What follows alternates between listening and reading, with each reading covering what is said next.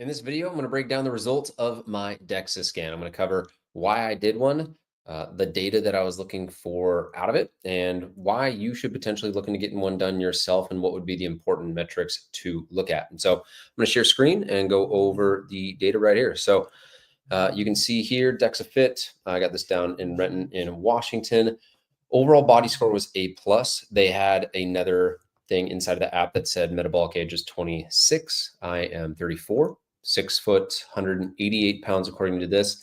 I jokingly said to the lady as I was getting ready for it that I had 2 Chipotle burritos on Sunday and a lot of chips and guac. So maybe that's a little bit higher. Regardless, doesn't matter. At the end of the day, this is going to be directional and the best data that you can get in terms of body composition, because what a DEXA scan does is it goes over you like an x-ray to get a full look at your muscle mass, your bone density, and really give you a sense of where your body's at body composition wise. So total mass, 188 pounds, 14.6% body fat. And so this was my first photo for a 100-day challenge that I'm doing. I'll tell you more about that towards the end of this, but this was body composition here. So we've got pecs, a little bit of bicep vein. You can see the abs, but it's not bodybuilder lean on stage, anything crazy like that.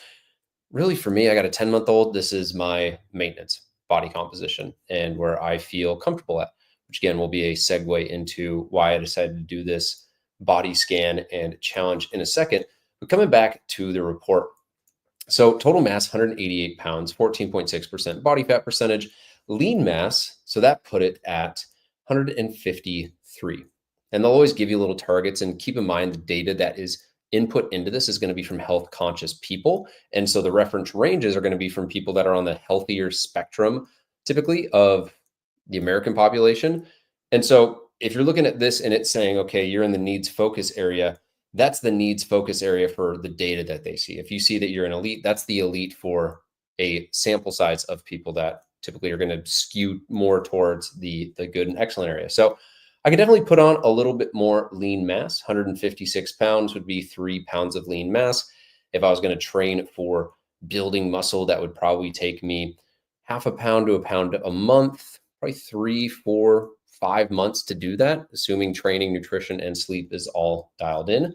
This was one that I was really happy to see. Visceral fat being at 0.11 pounds. And one of the reasons why that is so important, really to make sure that that is not on you, is that it is a big contributor to a risk of heart disease, high blood pressure, high LDL, low HDL, atherosclerosis. That's going to increase your risk there.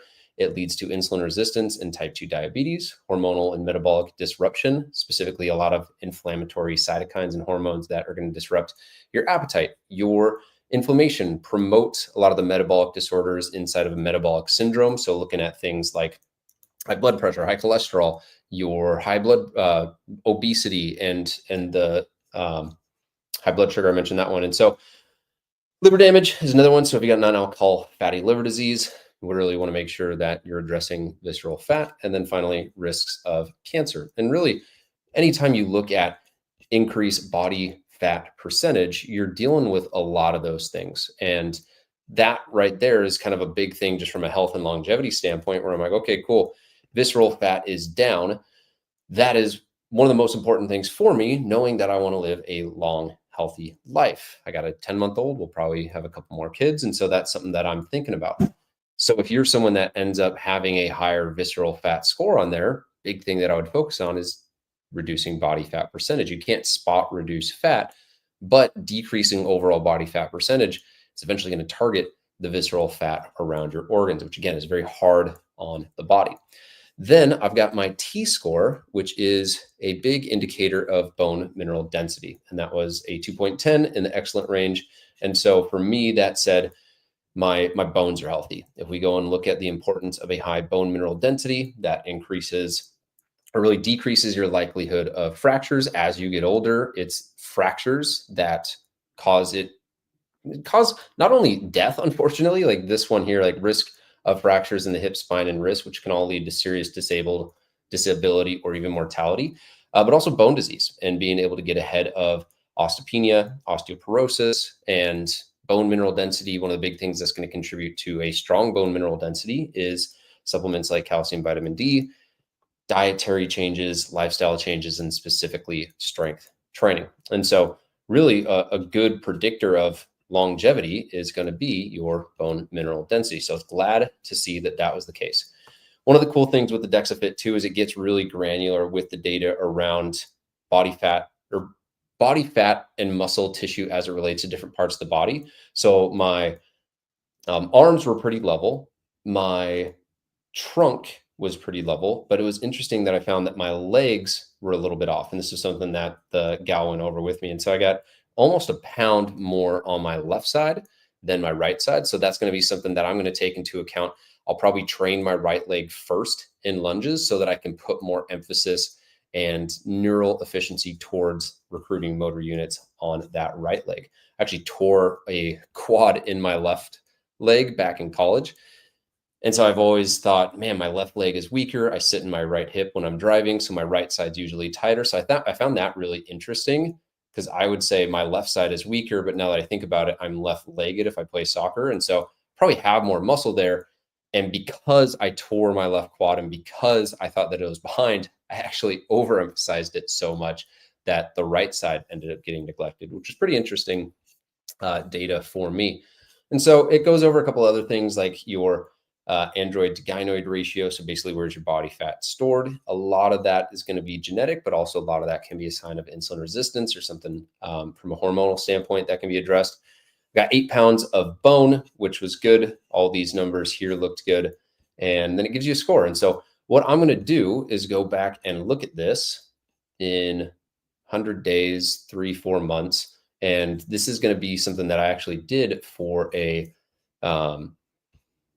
essentially, and let me share screen here for a 100-day challenge that I'm actually doing with a client. And a client of mine said, hey, I really want to push myself outside my comfort zone. He'd ran 100Ks, ultras, a lot of really intense long distance running. He's like, I just need to push myself out of my comfort zone to get the mental edge that I'm looking for. And so the details of this is 100 days in a row of 100 minutes of exercise, 180 grams of protein, which is me targeting my body weight.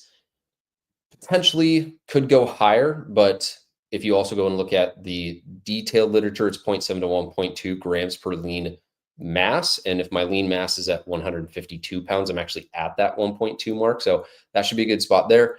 No alcohol, 10 minutes of meditation, 10 pages read, 100 ounces of water, daily photo and weigh-in. So this is my first photo from that journey. And a lot of you might be like, why are you doing a fitness challenge? You just got your DEXA scan score. You're at an A+ on body composition. Your body fat percentage is at 14.6%, which is by no means a crazy something that you might see on Instagram influencer, but that's lifestyle lean. That's where I've wanted to be. That's where I've sat for probably the last 4 years since I did a photo shoot and was much leaner.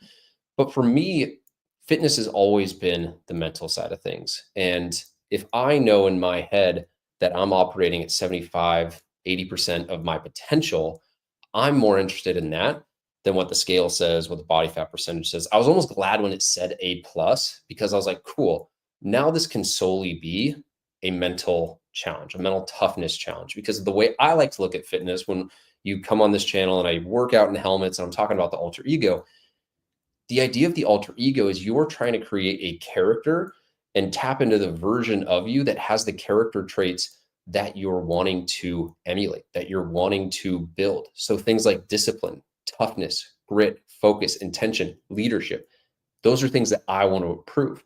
And you might be thinking, oh, but you're at 80%. That's great.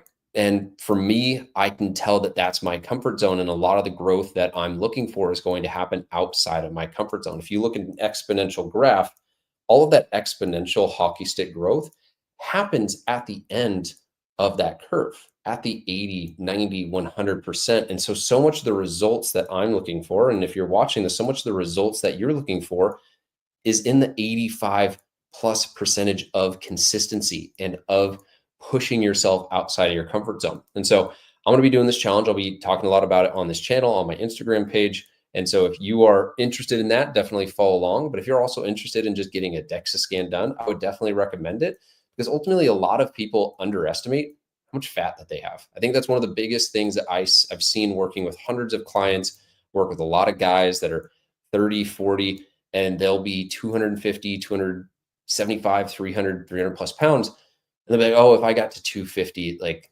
I would look sickly.